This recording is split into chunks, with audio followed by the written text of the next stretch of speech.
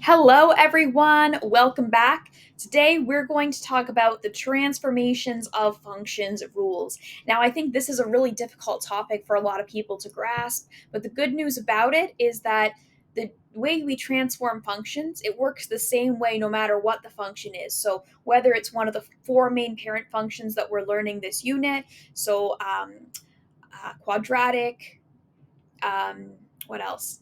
Square root, reciprocal, and absolute value, or whether it's a different function like exponential or logarithmic functions, or one of the sinusoidal functions like sine, cosine, tangent, those kinds of things. It's going to apply the exact same way, just to a different parent function. And so, once you know the rules for these, that will definitely help you down the road for any rules going forward into the future as well. Because there's going to be in high school math, there's going to be a lot more transformations of functions in the future as well. Now, when you get to university math, that's not really the case any longer, but all throughout high school math, that's a pretty common topic in the grade 11 functions and the grade 12 functions course as well. All right, so let's get into it. So basically, here we have this function y equals f of x, and the transformations can be applied as follows. We have y equals a times f of k times x minus d and bracket plus c. And each of these has a purpose. So basically, the transformation, I guess, variable, so to speak, here, the transformation factors are this A, this K, this D, and let's choose a new color, maybe purple. Oh, I like the purple. And then this C, right? There are four different things in this pattern, so to speak. Now, what about the other things? Well, y and x are just y and x, like they would be for any function, and f just represents the function itself. So, as you can see, k and d are inside the function, whereas a and c are outside the function. So, let's say, for example, the function is y equals x squared. That means that if we have, for example, a transformed function that's y equals a, or sorry, I shouldn't say, I should say 3 x minus 2 squared plus 4. Well, let's see, what's actually inside our function here? Well, the minus 2 is inside the function, so that would be d, right? 2 would be d, c would be 4, and a would be 3, right? Because a is outside the function. What's inside this squared is everything in the brackets here, and that's only the x itself, and then this extra 2, here, which is acting as our d. So that's what I mean by be careful about what's inside the function versus what is on the outside of the function, because it does make a difference. I often find people mixing up C and D, or mixing up A and K, especially when only one of those exists. Maybe we just have, plus C, or maybe we just have, there's a difference between x plus 2 squared and x squared plus 2, right? Because here, this corresponds to D, right? So D would be minus 2 in this situation, right? Because we have a negative sign here. If we add a negative 2 in there, we'll get positive 2. And then over here, it's outside of our square. It's totally separate. So in this case, C would be 2. So this means two different things and two different transformations. So that's one note I want to make before we even get into this is how can we know what's inside? We have to check what's inside versus what's outside the function and make sure we apply the correct transformation. Sometimes we might get A and K confused versus D and C confused as well. But with that said, let's get into what are the actual rules here. How do we actually know what transformations to apply here if we're either asked to actually transform them, or if we're actually asked to graph something with transformations, or if we're asked to transform a table of values or a point, or we're asked to just make a list of transformations, because even that's a very common question as well, is just make a list, what are the transformations of the function? And we're going to talk about all that today, but especially the making a list part, that's for sure. Okay, so for A, let's start with A. Let's make A purple now. A means a vertical stretch or compression. Now, how do we know if it's a vertical stretch or a compression? Well, basically, if the absolute value of A is greater than 1, then it's a stretch. And if the absolute value of A is less than 1, then it's a compression. Simple as that. And if the absolute value of A is equal to 1, then do nothing. Okay, so that's the first thing that A tells us. It tells us if it's a stretch or if it's a compression. Because if you think about it, if we're multiplying all of the, the things that the function's been applied to with something great that's where the absolute value is greater than 1, like 2, we're stretching it, right? We're making all the numbers larger, right? On a larger scale at least, right? We're multiplying a bunch of numbers by 2 or 4 or 8 or whatever number it is. Whereas if we're multiplying numbers by something that's the absolute value is less than 1, we're compressing those numbers in the form of a graph. If I multiply numbers by 0.5, now they're only half as big or half as small as they used to be, depending if they're positive or negative numbers. I'm multiplying everything by a half, or what if I'm multiplying everything by a quarter? Now it's only a quarter as big or small, right? And so that's why this is. So if that helps you remember that rule, fantastic. If you're good with just memorizing the rule, also fantastic. That works as well. The other thing that A tells us, this is number one. Number two thing that A tells us is that if A is negative, then reflect on the x-axis is one of the transformations. Now, what if A is positive? Then we do nothing. But if A is a negative number, that's indicating to reflect on the x-axis, right? Because if it's negative, that's indicating a like a scalar by -1. So all positive numbers become negative, and all negative numbers become positive. So it's reflecting across the x-axis in this case. Okay, now f, we know f is just one of the parent functions. So either in these examples, either y equals x squared, y equals the positive square root of x, y equals 1 over x, or y equals what's the last one? Oh, absolute value x. Absolute value x is the last one, but it can also represent other things as well. But in this course, it's probably for right now just going to be one of those four parent functions in general. Now, what about k? Let's choose a new highlighting color for k. Let's choose this nice blue for k. Okay, and let's choose a nice blue color here too. Okay. So K indicates a horizontal stretch or compression by factor of 1 over K, over absolute value of K, rather. And so for this one, if the rule is that if 1 over absolute value of K, if this value is greater than 1, then stretch. And if this value, 1 over absolute value K, as opposed to just absolute value of K itself, is less than 1, then it's a compression. So for example, let's say that the k value that we see here is 5. That would actually be 1 over 5, right? 1 over that k value.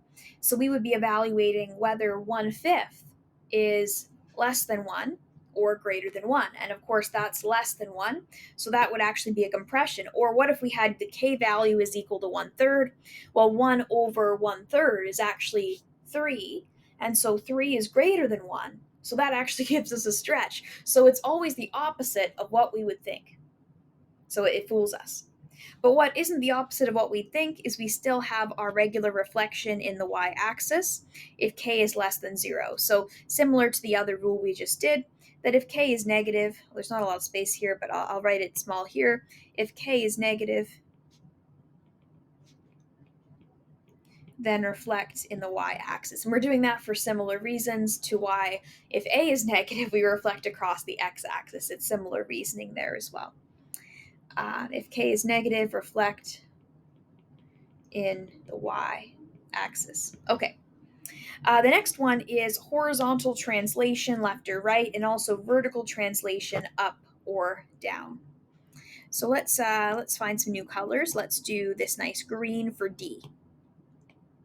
So basically, for D, if D is positive, we go right, and if D is negative, we go left. However, this is also the opposite of what we might think it would be, because you might notice there's already a negative sign here.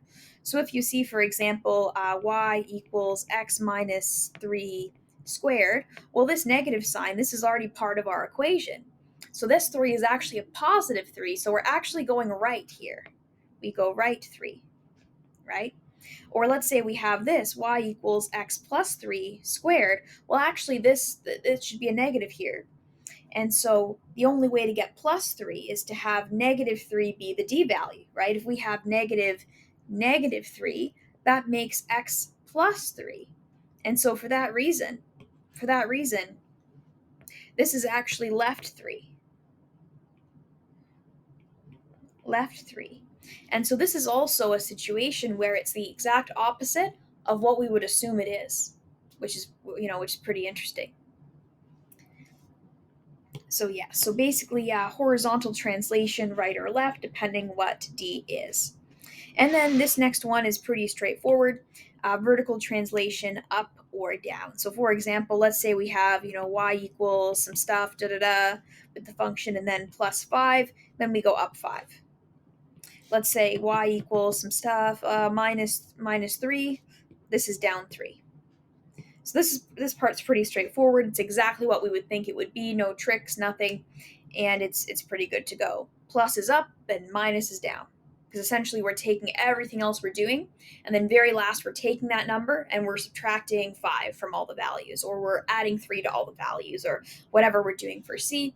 So that's why it's pretty straightforward. It's the very last step that we do when it comes to BEDMAS, right? Because first we take care of what's inside the function, what's in the brackets, then we multiply A, then very last we add C. All right, so with all of that said, I know that's a lot of information. I hope you took notes. If you didn't quite get everything down, feel free to rewind. Make sure you have everything down in a nice, neat pile somewhere, because this is important. This information will come up again. Here it reminds us that order of operations is important. Apply BEDMAS. So for anyone who doesn't know what BEDMAS is, BEDMAS stands for brackets, exponents, division, multiplication, addition, subtraction. Okay, so basically this indicates the order we do things. First, we do everything that's in brackets, regardless what it is. Then we do all the exponents. Then we do the division and multiplication. And very last, we add and subtract. And when we don't use BEDMAS, we could get the wrong answer, right? If I was to say, okay, I'm going to add the C first before I multiply the A up here, I'm going to get a different answer than if I multiplied the A first and then added the C. And the correct answer is multiplying, then adding, right? That's the correct answer. Now, if we want to indicate we should add first, then we need to add brackets around the addition in order to indicate that, right? Because there is a way to override other orders of operations, and that's by using brackets, because brackets are very first. So that indicates that we do need to add first or subtract first in some cases if there's brackets around it indicating that. But anyways, that's what we mean by BEDMAS. And when it comes to applying BEDMAS to transformations, what we mean is that we need to figure out that A and K, which are stretchings, compressions, and reflections, are applied first, right? Then secondly, D and C are applied. So in terms of our order, first what we do, so for example, if we are transforming a point or transforming an entire like table of values, make sure we always do A and K first, and then D and C last. A and K can be done at the same time, and D and C can be done at the same time, but not all 4 of them can be done at the same time. And we can't do D and C before A and K. It's A and K first in any order or both together, and then D and C in any order or together. Now, each point on a parent function can be transformed using this formula. So let's say, for example, that you were given, you were told, oh, we have the point 3 comma 5, transform that point using the transformations. right? Now, we don't actually have a question like this. We don't actually have the transformations, so we couldn't actually do this just yet. But here they're saying, okay, whatever the k value is, we take the x value, we divide by k, then we add d, and then we for y we do a times y, so a times 5, and then plus c, essentially. So if you're just asked to transform one point, this is very useful, especially if you are able to indicate, okay, well, what's x? X is this value they gave us. What's k? Okay, k we should be able to find from the function we were given, and so on, right? So we can find all the values to figure out the answer and to figure out what 3 comma 5 gets transformed into. Okay, let's do example 1. Here it says, in words, describe the transformations that have occurred to the following parent functions. Okay, so for this first one, y equals x squared, let's see what's been done to it. Well, first things first, I noticed this 5, and it's outside of the square root, so therefore it's outside of the function, and it's our a value. So this means that we must vertical stretch by 5, or by factor 5. So that's my first thing, vertical stretch by factor 5. Now 5 is not negative, so we don't need to do any reflection. So in terms of whether or not we reflect on the x-axis, we don't. So for that, we just do nothing. Okay, I don't see any k value. I just see a c and d. So this value, plus 2, indicates that we translate left by 2 units. Okay, now for this one, we talked a bit about it earlier, but I will recap again that even though this says plus 2, there's actually a minus already here. So that means that the actual value itself would have to be negative 2, so that the two negatives would make this positive and simplify to plus 2. So that's why it's left, even though it looks like, oh, maybe it would be right by 2 units, but no, it's left by 2 units. That's not a typo. That is the correct answer. And then we have negative 4, which is pretty straightforward. Minus 4, oopsie, minus 4 just means to go down. And then we have minus 4. And then we have minus 4, which is pretty straightforward. And this just means translate down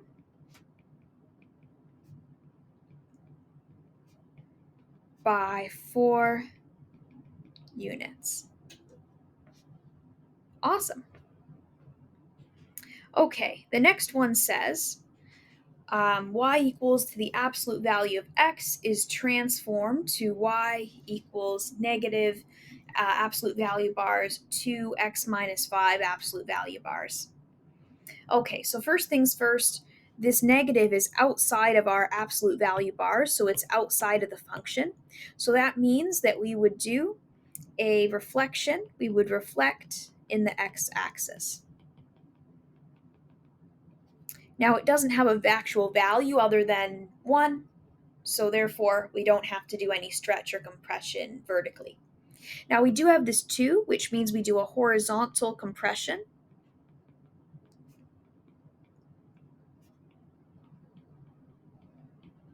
By factor 1/2,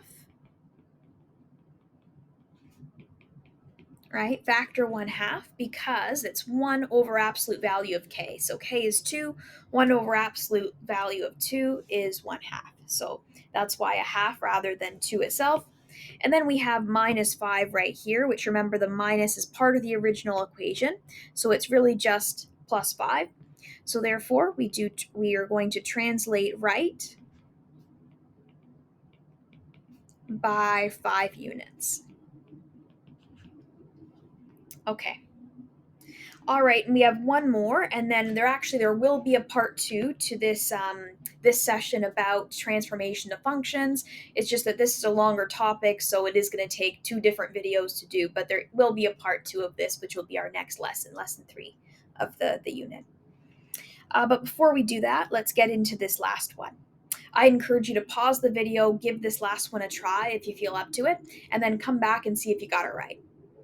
Okay, so this first one here, it's not negative, so we don't need to reflect in the x-axis, but it is a 3, so we do need to do a vertical stretch by 3.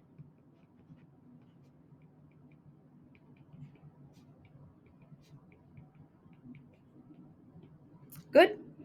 Then the next one here, we have negative a fourth. So negative means reflect in the y-axis. So I'm just going to get that out of the way. Reflect in the y-axis because of the negative sign there. And then we also need to do a horizontal stretch by 4, right? Because remember, it's 1 over the absolute value of k, and 1 over 1 over 4 is 4. So therefore, it's a horizontal stretch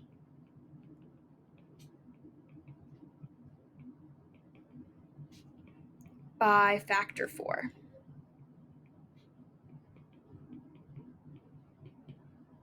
Good. All right, then we have this minus 1, remembering that the minus is actually part of the equation, so this is actually a positive 1, and therefore we're going to translate right 1 unit.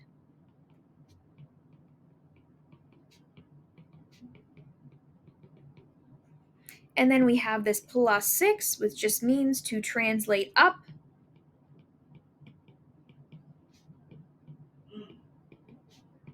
by 6, not by 5, sorry, by 6 units. And voila, there's our answer. All right, so if you do have any questions, please do let us know on those forums, and we will see you for part 2. We're going to do a part 2 of transformations for lesson 3. That's going to include things like figuring out the points on the certain graphs and also actually doing some graphing. Because today we didn't actually do any graphing. We just talked about, what transformations would we apply and how would we graph if we were to. We didn't actually graph anything though. So that is something that we will continue to do next day. So we'll see you guys then. Bye, everyone.